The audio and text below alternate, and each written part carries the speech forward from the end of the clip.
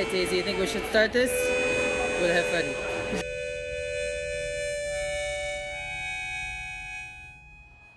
Hello, everyone. My name is Quentin Vennie.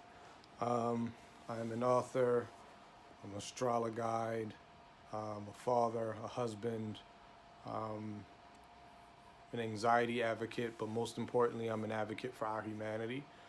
I feel honored and privileged to have this conversation with you today.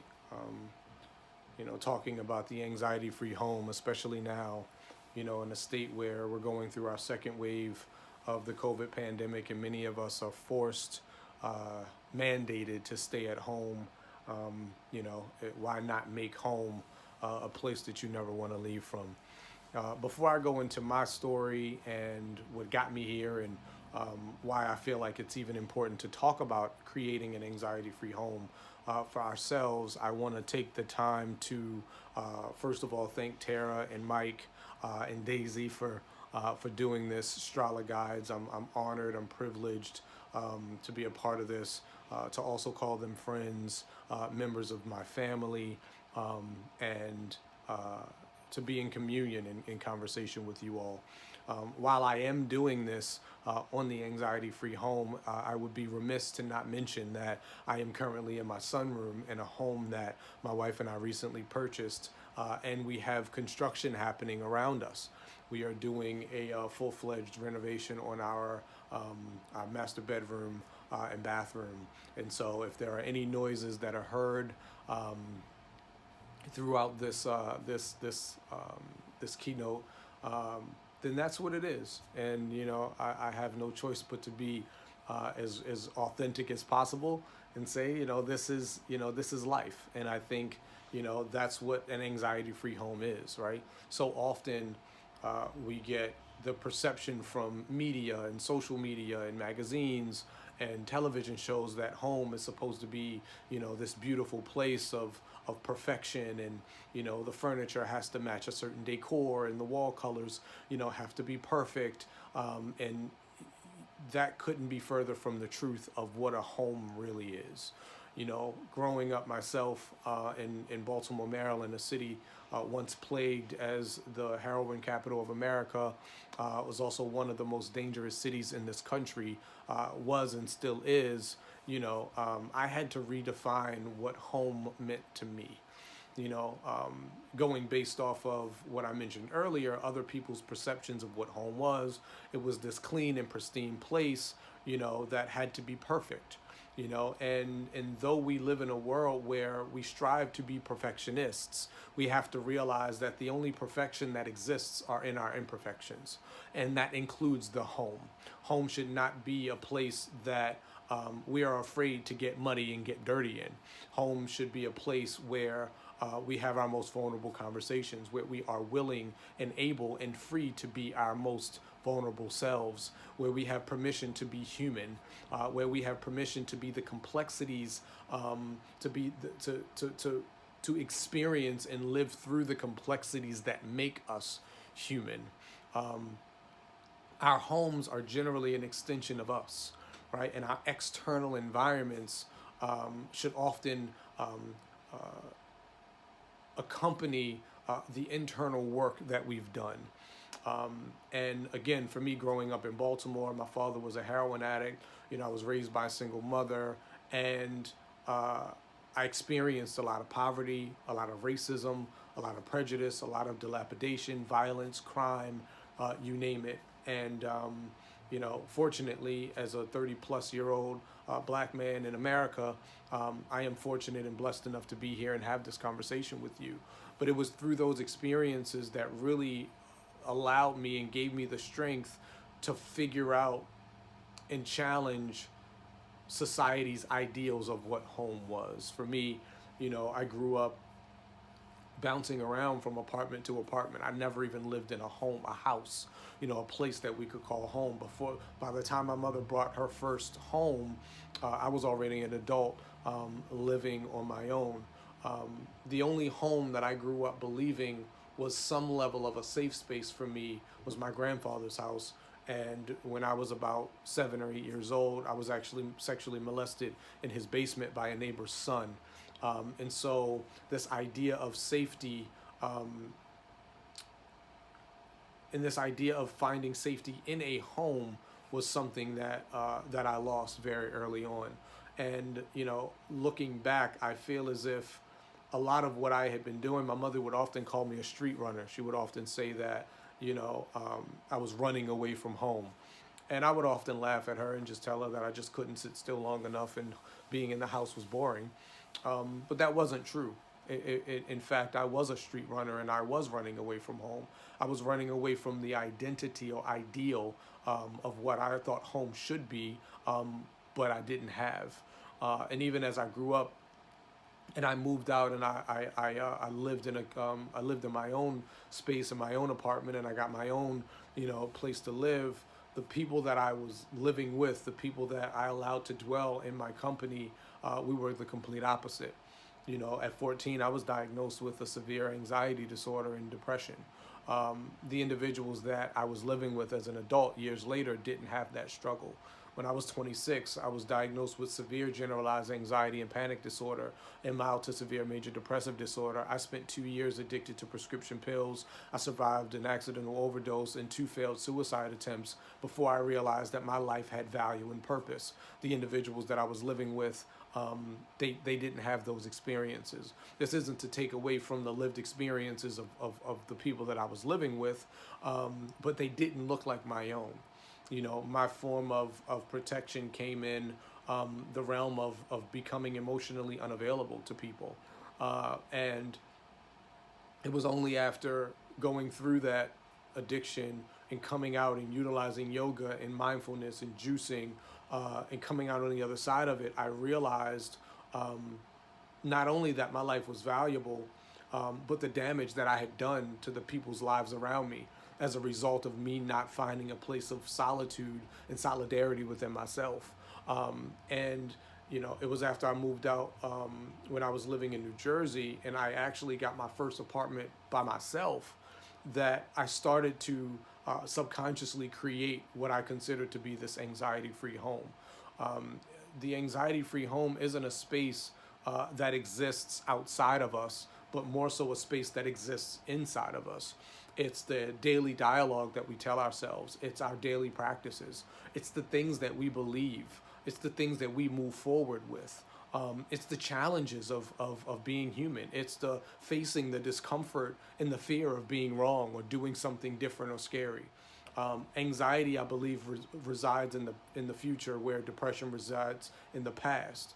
And if we allow ourselves a moment and opportunity to be mindful, then we are creating an environment internally and both externally where anxiety and depression can no longer exist, right? And so if you're somebody who's, in a space right now that feels like, because you have to be home and it's a burden, it is a great opportunity to really figure out and identify what home means to you, what home looks like for you.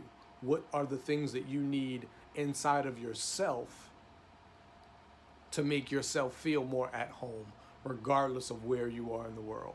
I know some friends of mine that are in London right now, and because of the COVID pandemic, they're stuck in London. They're unable to get back to their home, to get back to the States, and they are forced, so to speak, to figure out what home looks like in the midst of being stuck.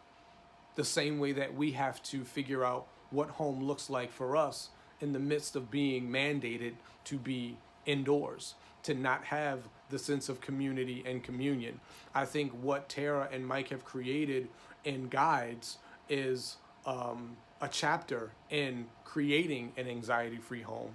It is that ability to still be in community and to be in communion while not having the ability to touch and feel, while not having the ability to necessarily embrace, right? But we can also share our own experiences and our own vulnerabilities. And for me, getting to this point wasn't an easy one. It wasn't something that I did consciously. I feel like I created a system of the anxiety-free home by accident. I did it out of necessity. As someone who struggled with prescription drug addiction, every day I am faced with the possibility of returning back to that place. It is the fear of what that looks like that actually keeps me going. Because I've been unwilling to allow society or external expectations or circumstances to determine my life and where I am and the things that I find value in, I've been unwilling to deviate, so to speak, from the things that make me happy. Gardening, house plants, interior design, painting, woodworking. All of these things that I can do inside my home, right, with limited resources, because they make me happy. Happiness is often something that we experience in moments, but joy is something that we are we have the ability to be consciously deliberate about. And for a very long time, I thought that happiness was like the Jesus Christ of emotions, right? And that if I wasn't doing something on a day-to-day basis to make me happy, that I was failing at life. But what I really understood and came to realize is that the anxiety-free home for me was a space filled with joy. It was a space filled with allowing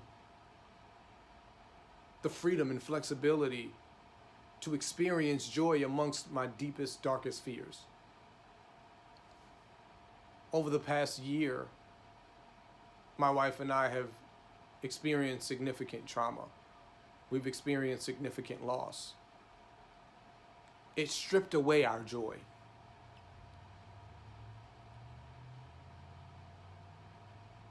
It stripped away our ability to feel joy together and independently.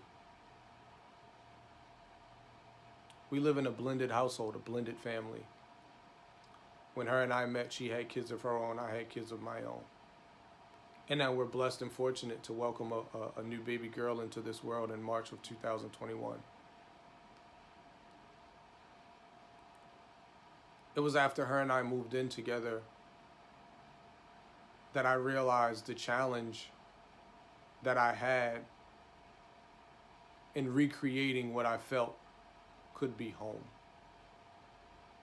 My wife and I had completely different lived experiences. Our children had completely different lived experiences. The things that I needed to safeguard my sons from were completely different than the things that we needed to safeguard our daughters from. And that brought about a lot of challenge, a lot of strain. But the beauty in that is it brought an opportunity for us to intentionally create a space where every single member of our home could be heard, emotions could be expressed, tears could be welcomed, happiness could exist, and joy could permeate. The anxiety-free home is not something that will be created and left alone. As we change, as we grow, as our circumstances change, so will that home. It's through the practice of yoga that I learned that our reaction to pain or discomfort doesn't change the fact that it exists. Our reaction determines the impact that it has in our lives. The beautiful thing about Strala that led me to that practice, and mind you, Tara is the person responsible for making yoga accessible to someone like myself. When I was going through my pits of addiction and was trying desperately to recover, I needed something. I needed someone. And I was big into juicing, and I ran across a video of Tara making a green juice. And the first thing she said was, I got this juicer from my friend Chris Carr.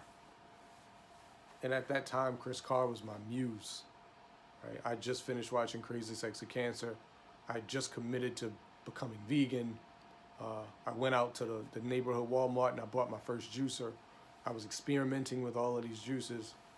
And then I saw that video and I was like, who is this woman who is close friends with Chris Carr? I need to know her. And I did research and I found out that she taught Strala Yoga.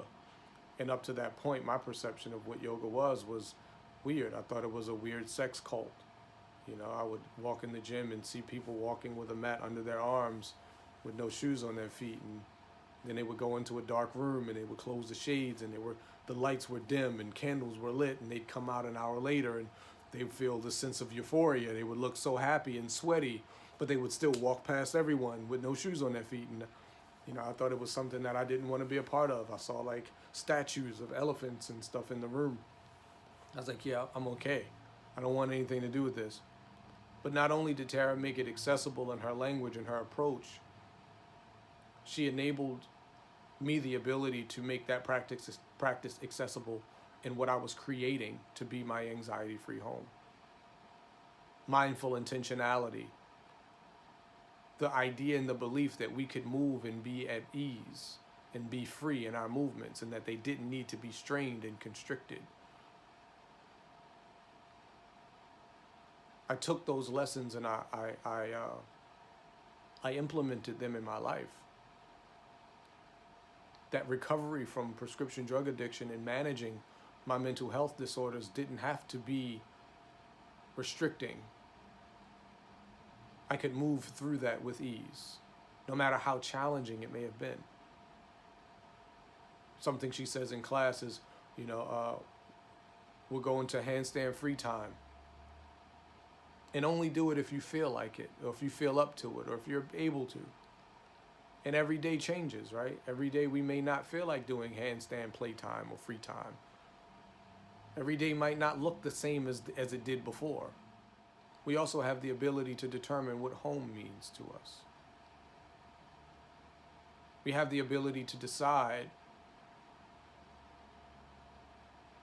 maybe not the challenges that exist in each day, but the way in which we approach them, how we choose to allow them to impact us, who we allow ourselves to be as a result. The anxiety-free home is a space for growth.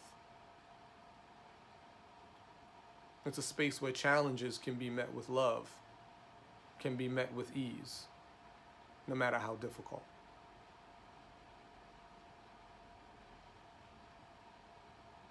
I hope every last one of you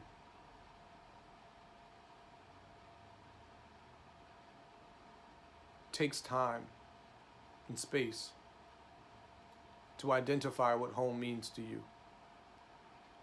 Not just the place you live, not just the furniture you have, not just the colors on your walls. But what does home mean to your humanity? What does home mean for the people that you care most about? How can you show up for them in ways that they don't even think they need yet? How can you show up for yourself in ways that you haven't identified? One thing that I've recently gotten into is journaling. Jotting down my feelings first thing in the morning. Dreams, if I can remember them. Goals for the day. Not just a to-do list, but the intention of what that day will bring. What I want that day to bring, to mean to me. We can't be afraid to get it wrong, because then we fear getting it right.